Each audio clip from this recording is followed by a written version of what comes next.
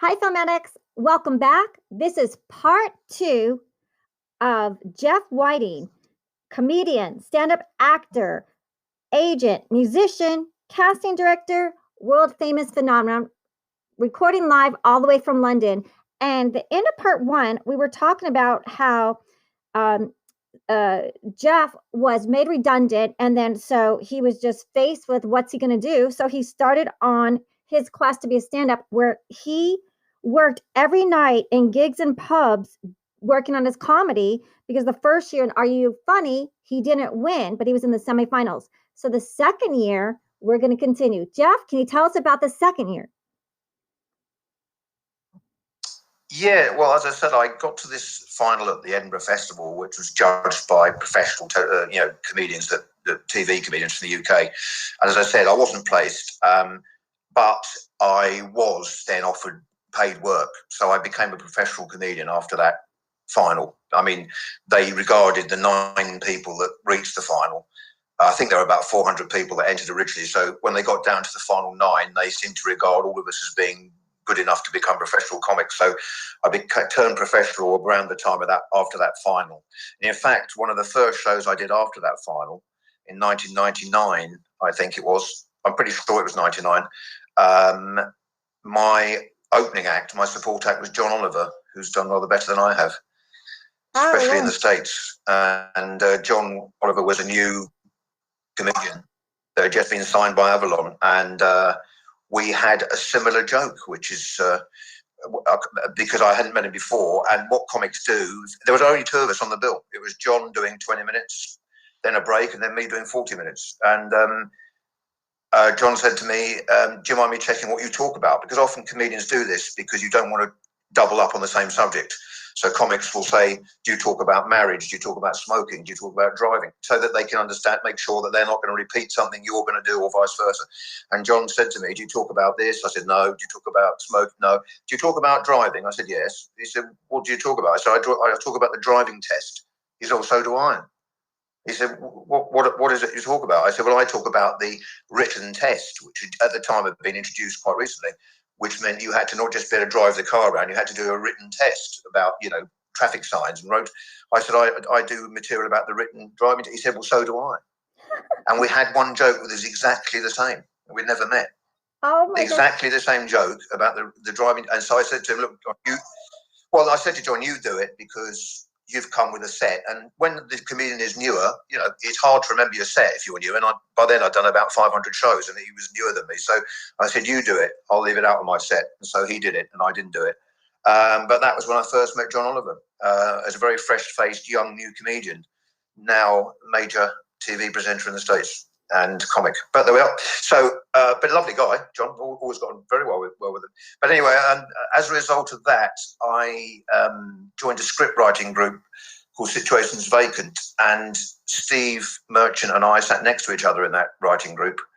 This is 98 as well. And Steve brought the first 2 pages of The Office in and read it. Where he didn't read it. We had to all bring 2 pages in, a synopsis and 2 pages of dialogue from a sitcom is what they really meant, or a comedy show. And we all had to do it. And we all brought 2 pages in and we would read it as a group. There were about 12 of us. So I was sitting next to Steve just because I happened to sit next to him. It's the way the seats worked each week. And they said, what have you brought, Steve? He said, I've got this idea for a documentary. It's going to be a fly-on-the-wall documentary about an office. And you could see everybody thinking, this doesn't sound very promising. He said, it's done like a documentary about this boss. He's a bit delusional. We don't really understand, and he thinks he's really important. There's some characters. I haven't finished it. I've just got the ideas. And we said, well, where's it set? He said, well, somewhere like Swindon or Slough. Swindon and Slough are 2 very, very unpleasant towns in Britain. They're 2 very run-down towns. So he's placed it in a very run-down area. And he said, we said, well, what's the company? What do they do? He said, well, they're going to do something really boring. So selling paper clips or selling stationery, something really, the company have got to do something. It's got to be a really boring company. And this guy is really, full of himself. I think it's really important. He runs this really boring company in this really terrible town. And we said, right. And we read 2 pages of what was The Office in 1998. And then that went into a drawer and didn't come out again for about 4 years, because he then met Ricky Gervais, a radio station in London, which I think was called XFM, where he started working as making the tea and coffee like runners do. So he started working as a dog's body at the radio station to try and break into show business. And Ricky Gervais had a show, and he used to bring Ricky's tea and coffee in. And Ricky, because he's a good guy, used to stay on air and let him say something when he brought the tea and coffee in, because and have some banter. So Steve would bring the tea or coffee in, and then Ricky would say something like, "Oh, I've told you it's 3 sugars, Steve. That's 1 sugar. For God's sake, mate, you can't even make a coffee." And Steve would go, "Well, I'm really sorry, Ricky. I thought you said it was." And they started bantering, and Ricky encouraged him to come in more and more and banter with him, and eventually he became co-presenter of that program with Ricky. And when he became co-presenter of that show with Ricky, he showed him the script for The Office. Wow. Which was his idea. And he said, I've got this concept. And he showed it to Ricky and said, "Do you think you should be the boss in this program? Could you play the boss?" And Ricky said, "I'll read it." And then he came out and said, "I'll take it to some people," because Ricky was far higher up the food chain than Steve at that point. And Ricky took it to people, and BBC Two made it. Wow. So there we are. But Steve, that's all true. But Steve Merchant, the great thing about Steve, so modest. The most modest, famous person I've ever met is Steve Merchant. He rang me up out of the blue about 2 years ago, or 3 maybe. And I know Steve. I've still got Steve's mobile number, and I know his voice. And I saw his number come up on my phone. I picked it up, and I just heard, "Is that Geoff?" I said, "Yes." He said, "Steve Merchant." I said, "Yes, I know it's you, Steve." He said, "Yeah." He said, "Can I ask you a huge favour?" And I thought, huge favour? I thought, he's won Golden Globes, he's won BAFTAs, he's a multimillionaire Hollywood success story. What favour can I do him? And he said, "Could you give me 10 minutes stage time at your club in London, unannounced?" I said, "Yeah, of course I can, Steve." He said, "Oh, yeah." He said, I can't be advertised." I said, "No, it's fine, I get it." He wanted to test out some material for a tour. And I had a very nice club in London that he liked. So he asked me to put him on to do 10 minutes, unannounced. And he wouldn't close the show because he wasn't announced. But I said to Steve, "You've got to close the show, Steve. Nobody can follow you." He said, "Well, I'd rather go on near the end, but not the end." So anyway, he went on about third from last, did 10 minutes. They wouldn't let him go. He did another 2. Then he did come off, but he didn't leave the building. And after the last 2 comics, who I felt very sorry for, who tried to follow him, they just wouldn't stop cheering until he came back out. And he came back out and did another 10 minutes. But he thought I was doing him a favour. He's so modest, Stephen Merchant. He's one of the nicest guys in comedy that I've ever met. And another story about Steve, I must tell you, he was very, very hard up for money in '98. When he was first writing the first few pages of The Office, he was absolutely skint, had no money. And he used to arrive at the script writing sessions on a push bike, and he's 6'6" and very tall and lanky, as people probably know. So on one occasion, it was pouring with rain, and we were all there, and he arrived late. He came in just after everybody else. And as he came in, he literally had his bike, which he brought up the stairs into this room and just put at the side. And he still had his bicycle clips on the bottom of his jeans. And of course, he's very tall. His legs look like drain pipes. And his hair was bedraggled. And we said to him, "Steve, take those bicycle clips off. You look ridiculous." And then somebody said to him, "Steve, why are you cycling anyway? It's pouring with rain. Why didn't you come by bus?" And he actually said, "Bus?" He said, "You realise how much that is? £2.50. £2.50. The equivalent of about $4. He said, "I can't afford that." It's just unbelievable. So dreams can come true. Well, they did. Steve had the talent. He was a brilliant writer, really great comic. When Steve was a comic, his opening line when he came out at every show, because he was considered himself unattractive because he was very tall and thin with round glasses, his opening line was always, "Hello, ladies." And when he got a chance to make a TV series in the States, he called it "Hello, Ladies." The opening line he used to use when he was a completely unknown comic with no money, his opening line was always, "Hello, ladies," because he thought it was ironic because he was unattractive. And then I said he got a comedy series in the States and he called it "Hello, Ladies." Oh, that's brilliant. So obviously, hadn't forgotten his roots. But anyway, so I've got loads of these stories. I won't keep you on too long because I could give you stories about people. We love these stories. I've been gigging a long time. And that's why people tune in, because the people that come to the show, you basically are telling our audience that, you and he both worked very hard on your craft. It wasn't something you just, said, "Oh, no, I mean, I did. No, it's true. I mean, Steve worked very hard, especially at his writing. I mean, he was a good stand-up, a very good stand-up, but he worked more on his writing, very, very hard on his writing. But I mean, I did 1,000 gigs in the first 3 years. I was known for that, and I've done 7,600 shows so far in my career as a comic, just as a comic, as a stand-up. But because when I started, I just felt, you've either got to commit. I mean, it was like a coin toss. It was like, it's all or nothing now. I'm unemployed, I've got no money, I'm living in a bedsit, I'm behind with the rent, I've got no car, I've got no phone. I'm going to go for this 100%. Either this is the end and I'm going to become destitute and end up on the pavement, or I'm going to make it. So I just went, I gigged 320 to 230 nights a week for the first 3 years, got to 1,000 gigs in 3 years. And then after that, I continued in that sort of fashion. And there were a few other comics in the UK doing it. A guy called Jimmy Carr, who's a very big name comic here. He gigged almost the same sort of relentless level that I did, and several others did. But not many of us did that sort of thing. But I did. I mean, I'd drive 6 hours each way to a show and do 5 minutes, because that's all you could get. If you were new and they didn't know you, they'd say, "We don't know you. You can have 5 minutes." So I drove for 6 hours, got to the club, had half an hour before the show, did 5 minutes, got in the car and spent 6 hours driving home. So 12 hours driving, 5 minutes on stage. But I did that not once. I did it regularly, that sort of thing. But as a result, I became a professional comic. So, yeah. And I love that. And now I've got involved in other projects. I mean, I run a company called Mirth Control, which is my company, which is like birth control, but with an M.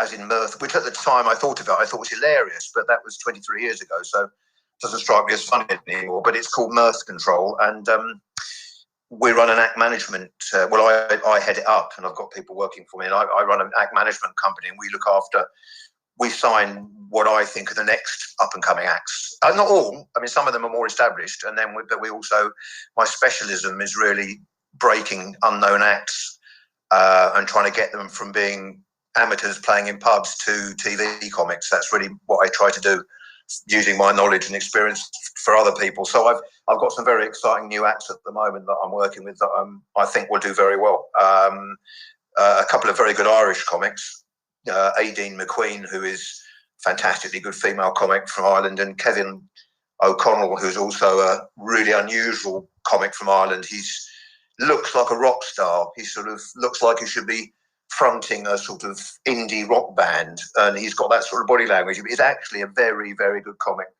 a sort of rock and roll comic, quite literally, but really interesting guy.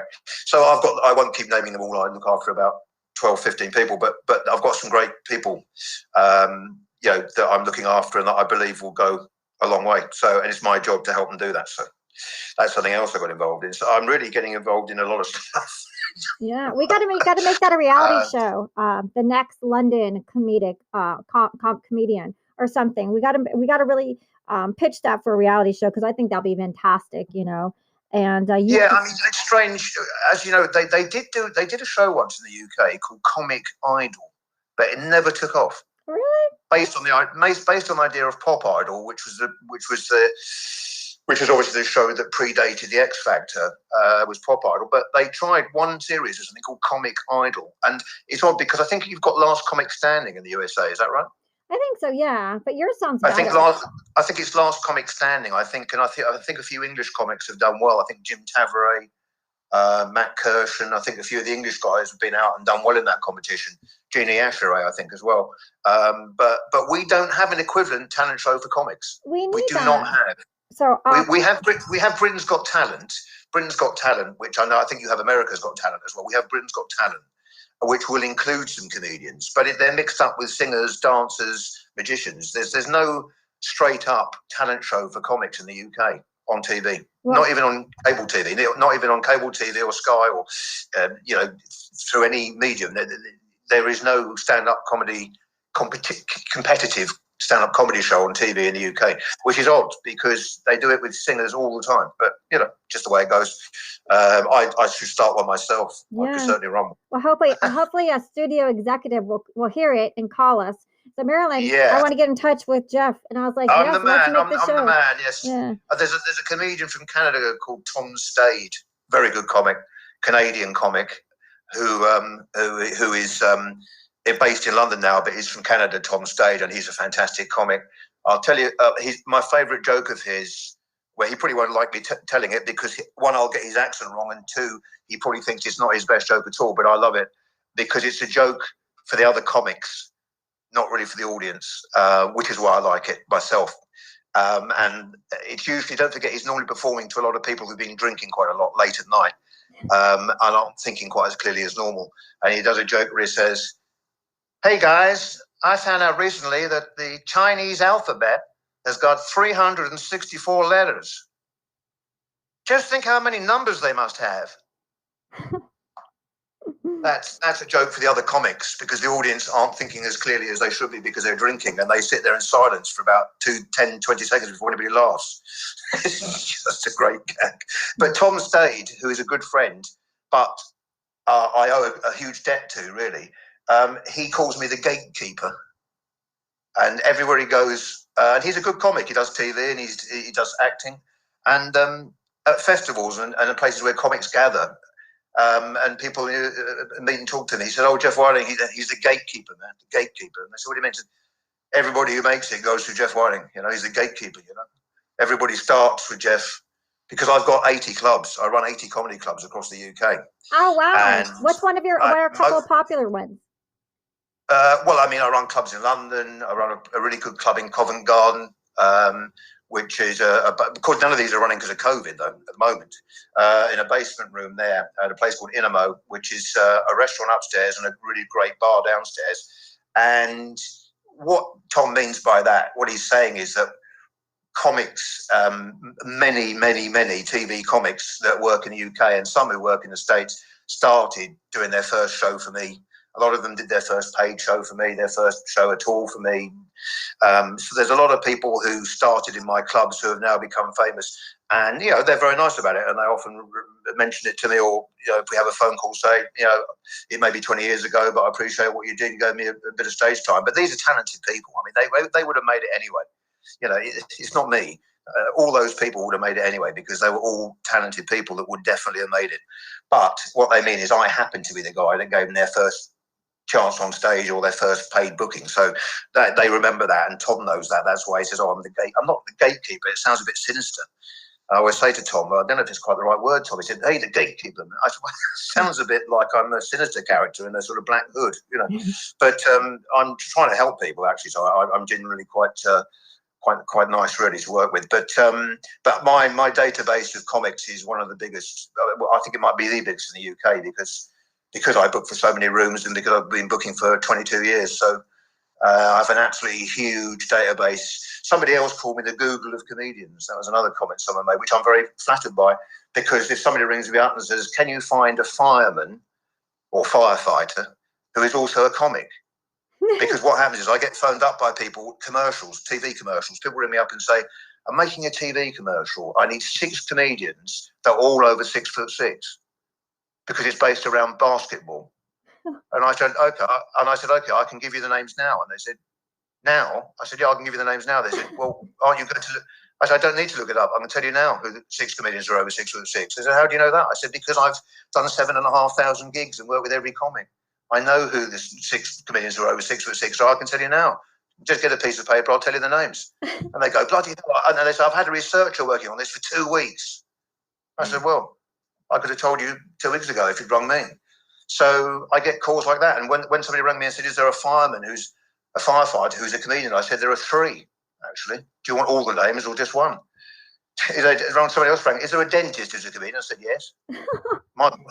Michael Hackett is a comedian and a dentist. They said, "What about, is there anybody from the SAS?" Which, of course, here is the elite army corps, the SAS. I mean, it's the elite army corps. It's the highest you can go, like special services in the States, etc. "Is there a comedian who was in the SAS?" I said, "Yes, Gary Coleman. He was in the SAS for 16 years and he's now a comedian." I'm a sort of a researcher. That's why I got involved in casting this movie, which is called One Night in Bath.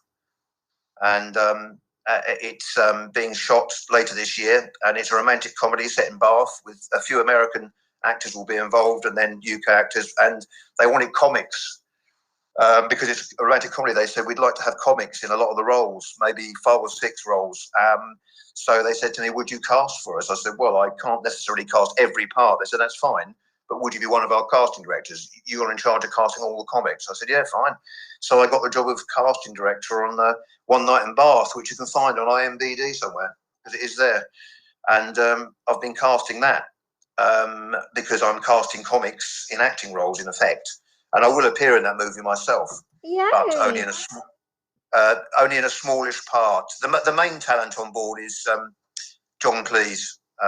But that's probably I'll get shot by somebody in the morning. I'm probably not supposed to have told anybody. I'm probably signing an NDA, and probably they'll say, "What on earth are you doing?" But anyway, forget you heard me say that. Just tell me what. I think it might be John. I think it might be John Cleese. We don't know who it was. Bleep, bleep, bleep. I'll put this way in the future. So we'll. Yeah. Anyway, I mean, but anyway, you know, it's like with movies. You work in that business. You talk to people in that business. You know, anything can happen between now and when they start filming. So I haven't given anything away. Really, anything can happen. You know, anybody could play any part, I expect, at this stage. But anyway, they've got people in mind, and I've been involved in casting. So I'm very happy about that, and it's been a different challenge for me to do that, and it's been great. You know, reading the script, and then a lot of rewrite to the script, and about 23 rewrites eventually, and then thinking in my head, you know, which comics would suit these parts, because they don't know comics, they know actors. And then I'd send them the video of, say, 6 different guys that I think could be the young love interest, 6 that could be the older guy, you know, 6 that could be the wife, 6 that could be the daughter. And then they'd look at them all and say, yeah, good work. We think there's people amongst all these that we want to see for the casting and see for the movie. So I just have a knowledge of comics they didn't have, which is why I got the job. So, you know, if you want to cast comedians for something, especially UK comedians or Irish comics, I'm very strong on. Although I go to Europe a lot as well. There's some fantastic comics in Europe. There's comics in Romania, Hungary, Austria, all the Czech Republic, can all do their acts in English, and some of them are fantastically talented.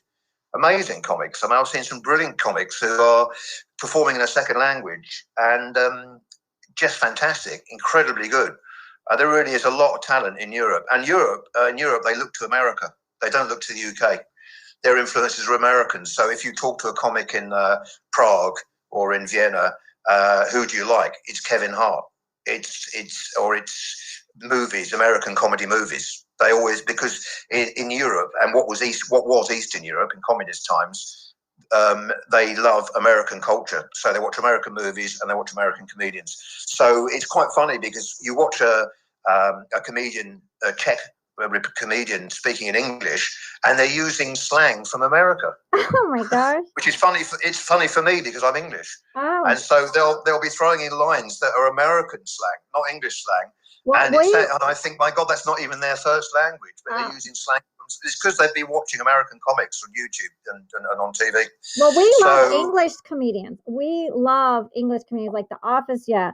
But I want to just go back a little bit, like because you when we did the second part, I want everyone to know that you came back the second year, or Are You Funny, and won it. I want our audience to know that Geoff Whiting didn't give up, worked on his craft, and came back and won the second year. Yeah. Are You Funny? Yeah, I won the semi-final. I didn't win the final, but you won. That's fine. Having been defeated, yeah, but I came back. Yeah, having been defeated in the semi-final the first time, which is, I say, 12 down to 1, which is rather tough odds.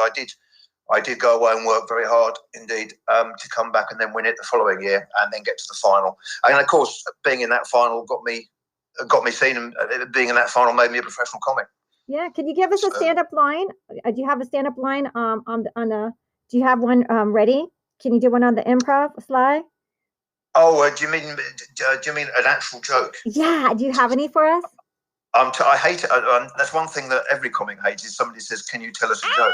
Because it's so hard. No, it's so hard to come up with a joke. I can tell you a joke that I wrote only this evening. Okay. But it's a joke I wrote this evening. So because I'd rather do that than fish something out of my repertoire, which is, you know, I've done thousands of times, and you know, whatever, and might be too long-winded, because my comedy is mainly stories. My style is storytelling. It's mainly stories, and you know, quite long. My gags, I don't do short, sharp gags. But this is a joke I wrote this evening, earlier on, when I was actually in the kitchen of my flat. And I should just, actually, I can't remember I can remember the joke, but I'll just make sure I word it correctly. Since I wrote it down thinking, well, I might use this at some point for something. So there we are. Now, I didn't know you were going to ask, but there we are. Here we are. This is what you call a one-liner joke. So, wordplay, one-liners, that sort of thing, which is not normally my style, but here we are. Be prepared to groan, and be prepared to think this is a bit corny, but this is my joke I wrote this evening, a few hours ago. When the apple pie was done, and I opened the door to take it out, there was a round of applause and loud cheering. I have a fan-assisted oven. Oh my gosh, that's great. Actually, you don't get that in the States, but we call it, it may not exist in the States. In England, we have something called a fan-assisted oven, meaning the oven has got a fan in it, which makes it hotter than it would be otherwise. So, if in the States they don't have a fan-assisted oven, that will, but that's like a wordplay type, simple, clean wordplay gag. I love it. But it's nothing like the sort of gags I do in real life, because in real life, not real life, but on stage, I mean, I do stories, but they're just too long to do for you now. Otherwise, you'd be here all night or all day, whichever. Because I tend to have stories that have jokes within them. It's my style. I don't really do short jokes. So that was my attempt at a short joke. I won't be doing another one after that. Okay, so I just want you also worked with another famous comedian, Mackenzie, who did the Pirates of the Caribbean. Oh, Mackenzie Crook. I've got a great story about Mackenzie. Have you got time? We got 5 minutes. Okay, I'll tell you. Mackenzie Crook, great guy, again, also connected to Stephen Merchant. But ironically, I knew them both individually. They didn't know each other. So when he got his part in The Office in the UK, he just went for an audition. But weirdly, I'd already worked with him as a comic and Steve as a comic separately, but they hadn't actually met. He just went in for the audition. But the story about Mackenzie, he used to do a character called Charlie Cheese, where he wore a sparkly jacket and glasses. And Charlie Cheese's Wheel of Fortune, we used to spin a wheel round and it would land on something and then he'd talk about it or ask the audience questions.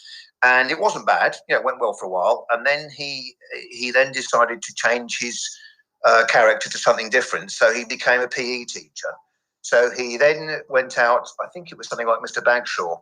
So he went out as this character who was a PE teacher, physical education teacher in schools. And his character was that he had a shirt and tie, but over it a tracksuit. So he had tracksuit bottoms, tracksuit top, zipped halfway up, but underneath it a shirt and tie, which he thought was a nice visual gag, which it was. But so he did this PE teacher character for a while, but he always did characters. He never did stand up as himself. Anyway, one evening he didn't have a car, so one evening he'd done this Mr. Bagshaw, the PE teacher character, and he said, "Would you mind giving me a lift to the tube station?" I said, "No problem." So I was driving him between the pub, the venue, and it was only a small room in a pub we were playing, to the tube station to get his train, and he said to me, "I've had a terrible weekend." I said, "Why?" Because this is when he was just a working comic playing pubs. I said, "Why?" He said, "My comedy heroes are Vic and Bob." And Vic and Bob, which is Vic Reeves and Bob Mortimer, at the time had a very big show in the UK, primetime TV. And they also did another show called Shooting Stars, which was a big panel show. And they were very well known, big major comedy stars in the UK at the time. Vic and Bob, they were known as. And he said, "I have a terrible weekend." So he said, "Well, I managed to get myself into a sort of celebrity party. I got myself in with my girlfriend, and Vic and Bob were there, and they're my comedy heroes." I said, "Well, what's the problem then? That sounds like a good weekend." He said, "No, it wasn't, because my girlfriend started drinking the free drinks, champagne and wine and everything. She was just drinking everything because it was a special VIP party, and she was drinking heavily." I said, "What's the problem with that?" He said, "Well, I managed to get on the table next to Vic and Bob. Somebody moved, so I was sitting next to Vic and Bob, and she was sitting to my left." I said, "Yes." He said, "I was about to say something to Vic and Bob. I was waiting for the moment." Okay, the right moment to try and speak, but at the same time, I go, Geoff, where can everyone keep up with you to see what you're doing? What website can they go to? Mirth Control. Where do they keep up with you and find out where you're at quickly? It's mirthcontrolcomedy.com. Mirthcontrolcomedy.com. Mirthcontrolcomedy.com. MIRTH? Yeah, and if you Google mine, but MIRTHCONTROL comedy.com. Sorry, Mirth Control. Yeah, MIRTHCONTROL comedy.com. And if you Google my name, Geoff Whiting, GEOFF, Whiting. If you put that in Google, I come up because I'm the most famous Geoff Whiting. I'm not famous, but I'm the most famous Geoff Whiting in the world. Lovely So if you put having my you name on to the Google, show. even without